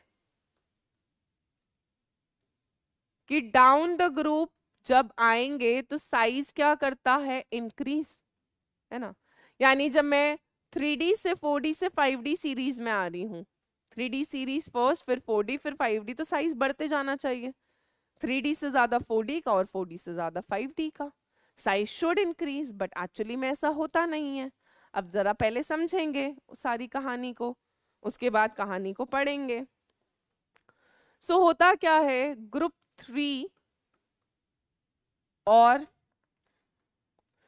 या ग्रुप 4 से लेके ग्रुप 12 की कहानी थोड़ी अलग होती है। यहाँ स्कैंडियम, फिर था आपका टाइटेनियम, और इधर आ रहा था जिंक, है ना, 21, 22, 30। स्कैंडियम के नीचे था यूट्रियम 39, यूट्रियम के बाद था जिरकोनियम 40 से लेके कैडमियम कहाँ तक था आपका 48 तक होगा, है ना, हाँ। फिर लैंथेनम, हॉफनियम 72 से लेकर मरकरी 80 तक। बस यहां तक हमें कहानी समझनी है। ये हो गई आपकी 3D, ये हो गई 4D, और ये हो गई 5D सीरीज। ध्यान से समझना, बहुत ध्यान से, बहुत इंपॉर्टेंट कहानी है। सो ग्रुप 3 के अंदर क्या होता है, स्कैंडियम से यूट्रियम जब आते हैं साइज बढ़ता है, और यूट्रियम से लैंथेनम तक भी जब हम आते हैं तो साइज बढ़ता है, यहाँ कोई प्रॉब्लम नहीं आती। डाउन द ग्रुप आऊंगी, शेल बढ़ेगी, शेल बढ़ेगी, साइज बढ़ेगा, सेम कहानी रहती है, कोई फर्क नहीं पड़ता। बट जब आप ग्रुप 4 से लेके ग्रुप 12 में मूव करते हो तो टाइटेनियम टू जिरकोनियम तो साइज बढ़ेगा, 3D टू 4D साइज बढ़ेगा, ठीक है। 3D टू 4D साइज बढ़ता है, यानी 3D का साइज कम होगा, 4D का साइज ज्यादा होगा। बट 4D से जब आप 5D सीरीज में जाते हो तो साइज थोड़ा सा क्या कर जाता है, डिक्रीज कर जाता है, या फिर बोलते हैं कि ऑलमोस्ट बराबर हो जाता है। 3D टू 4D में साइज ऑलमोस्ट बराबर सा रहता है या थोड़ा सा डिक्रीज हो जाता है, ठीक है। सो 3D टू 4D साइज बढ़ता है, 4D टू 5D साइज आपका ऑलमोस्ट बराबर रहता है, एक्सेप्ट ग्रुप 3। ग्रुप 3 में ये कहानी नहीं हो रही होती, बाकी 4 से 12 में ये कहानी लग रही होती है। अब ऐसी कौन सी कहानी यहां पर हो गई जो ग्रुप 3 में नहीं हुई, ध्यान से समझना यार।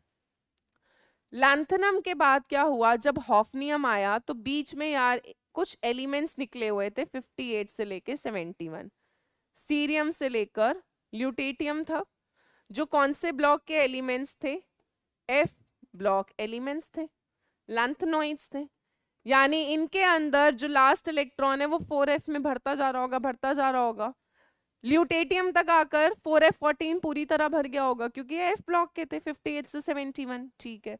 यानी हॉफनियम से लेके मरकरी तक जितने भी एलिमेंट्स आएंगे ग्रुप 4 से लेके 12 तक, सबके अंदर 4f जो होगी सब शेल, बेटा वो कंप्लीटली फिल्ड होगी। ये बात आप मानते हो या नहीं मानते हो, जल्दी बोलो भाई, वरना मैं तुम्हें कॉन्फ़िगरेशन भी दिखा देती हूँ। ये लो यार,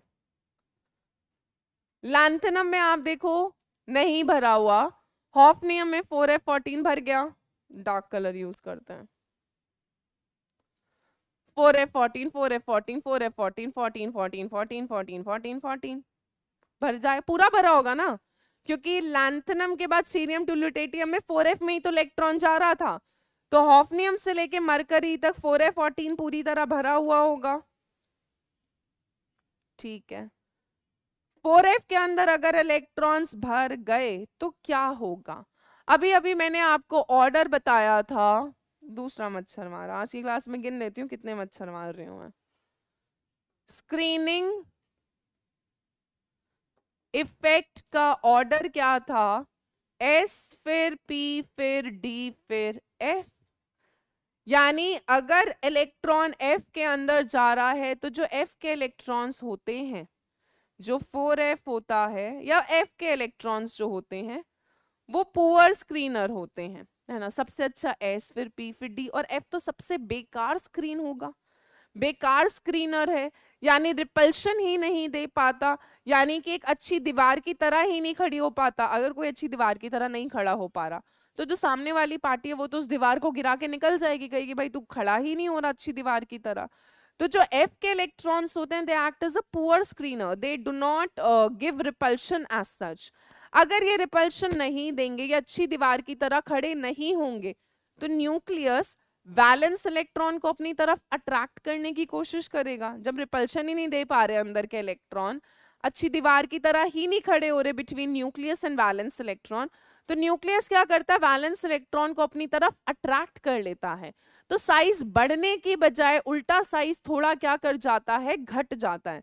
जबकि जब आप एक नई शेल भरती है तो आपको एक्सपेक्टेड होता है कि साइज बढ़ेगा यार, एक पूरी शेल बढ़ रही है, बट यहाँ पर ऐसा नहीं हो पाता, क्योंकि हॉफनियम से लेके मरकरी तक लास्ट मतलब इलेक्ट्रॉन जो होते हैं वो 4f में पूरी तरह भरे होते हैं, उसके बाद D में जा रहे होते हैं।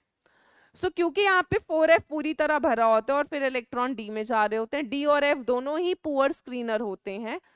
सो पुअर स्क्रीनर होने की वजह से इन एलिमेंट्स के अंदर न्यूक्लियस जो होता है, nucleus attracts the valence electron and size थोड़ा सा क्या कर जाता है, आपका डिक्रीज कर जाता है। क्योंकि ये जो डिक्रीज इन साइज हुआ, जिसको हम एक टर्म बोलेंगे contraction, rather than increasing the size, size decrease होता है, कॉन्ट्रैक्ट होता है। सो इस कॉन्ट्रैक्शन को बेटा जो यहाँ के एलिमेंट्स में लग रहा होता है, इस कॉन्ट्रैक्शन को बुलाते हैं लैंथेनॉइड कॉन्ट्रैक्शन। क्या बुलाते हैं, लैंथेनॉइड कॉन्ट्रैक्शन, ठीक है। लैंथेनॉइड कॉन्ट्रैक्शन क्या क्यों बोला, लैंथेनम के बाद ये कहानी हुई, है ना। लैंथेनम के बाद लैंथेनॉइड्स है सीरियम से लेकर ल्यूटेटियम तक, जहां पे F में इलेक्ट्रॉन जाता गया। फिर हॉफनियम से लेके मरकरी, जब हम D ब्लॉक में वापस आए ग्रुप 4 से लेके 12, तो इनके अंदर F पूरी तरह भर चुका था। पुअर स्क्रीन था तो न्यूक्लियस ने वैलेंस इलेक्ट्रॉन को अट्रैक्ट करा, साइज बढ़ने की बजाय घट गया. So the decrease in size because of the filling of the 4f electrons is called as lanthanoid contraction. की लैंथेनॉइड्स की फिलिंग के बाद साइज बढ़ने की बजाय घटना शुरू हो जाता है. पर यहाँ पे ये कहानी नहीं लगती, क्योंकि यहाँ पे भी डी में होता है, यहाँ पे भी डी होता है और यहाँ पे भी डी में होता है. यहाँ एफ की फिलिंग स्टार्ट नहीं होती. एफ की फिलिंग लैंथेनम के बाद सीरियम से लेकर ल्यूटेटियम तक होती है, जो एफ ब्लॉक होता है, फिर आपका डी वापस आ जाता है. सो ग्रुप 4 से लेके 12 सब में लगेगा. जिंक से कैडमियम बढ़ेगा, कैडमियम से मरकरी घटेगा या बराबर रहेगा. टाइटेनियम से जिरकोनियम बढ़ेगा, यहाँ पे घटेगा या ऑलमोस्ट बराबर रहेगा. सेम कहानी आगे सब में होगी. सो ग्रुप 4 से लेके 12 तक 3D से 4D में साइज बढ़ता है, पर 4D से 5D में साइज थोड़ा सा घट जाता है. साइज स्लाइटली डिक्रीजेस और ऑलमोस्ट कांस्टेंट रहता है बिकॉज ऑफ लैंथेनॉइड कॉन्ट्रैक्शन. इतनी बात समझ आए क्योंकि ये बहुत इंपॉर्टेंट है. So 3D to 4D size increase, but 4D to 5D size decrease और almost constant except group 3. यहाँ पे lanthanide contraction नहीं लगता. ठीक है, अब पीछे एक बार कहानी को पढ़ लेते हैं. So हमने यही बोला the size of 4D element is almost the same size of 5D. यानी 3D to 4D size बढ़ा, but 4D to 5D size almost बराबर रहा एक्सेप्ट ग्रुप 3. ग्रुप 3 में ये चीज नहीं हो रही होती है. ठीक है, so this is due to the filling of 4f before 5D orbitals. क्योंकि जब हम आपका हॉफनियम से लेके मरकरी तक जा रहे होते हैं तो 4f पहले ही भर चुका होता है, फिर 5D भर रहा होता है. सो 4f जो होता है वो पुअर स्क्रीनर की तरह एक्ट करता है, which results in regular decrease in atomic radii. और इस डिक्रीज इन साइज को हम क्या बुलाते हैं? लैंथेनॉइड कॉन्ट्रैक्शन, क्योंकि लैंथेनॉइड्स के बाद ये स्टार्ट होता है. ठीक है, एग्जाम्पल दे रखा है, जैसे कि देखें जिरकोनियम और हॉफनियम का साइज ऑलमोस्ट बराबर है. ये क्वेश्चन भी आता है कि why zirconium and hafnium have similar radii. इन दोनों का रेडियस सिमिलर क्यों होता है, जबकि ये आपका मतलब 5th पीरियड का एलिमेंट है, वो 6th पीरियड का एलिमेंट है. ये 4D सीरीज का, ये 5D सीरीज का है. तो डाउन द ग्रुप तो साइज बढ़ना चाहिए था, पर साइज नहीं बढ़ पाता, उल्टा घट गया थोड़ा सा 160 से 159. तो आंसर क्या हो जाएगा? Due to lanthanoid contraction. Lanthanoid contraction की वजह से साइज जिरकोनियम से हॉफनियम में आते हुए बढ़ता नहीं है, उल्टा थोड़ा सा घट जाता है, स्लाइटली डिक्रीज हो जाता है. अब जरा ग्राफ देखें भाई. जो ग्रीन से दे रखा है वो आपका 3D सीरीज का ग्राफ है. डॉटेड लाइन से ये ब्लू वाला 4D का और फिर ये 5D का. ध्यान देना बेटा, 3D से 4D में देखो साइज आपको बढ़ेगा, बढ़ता हुआ दिखेगा. 3D टू 4D साइज बढ़ा, बट 4D टू 5D आप देख रहे हो साइज ऑलमोस्ट क्या रह रहा है? बराबर सा रह रहा है, कांस्टेंट सा है ऑलमोस्ट, है ना.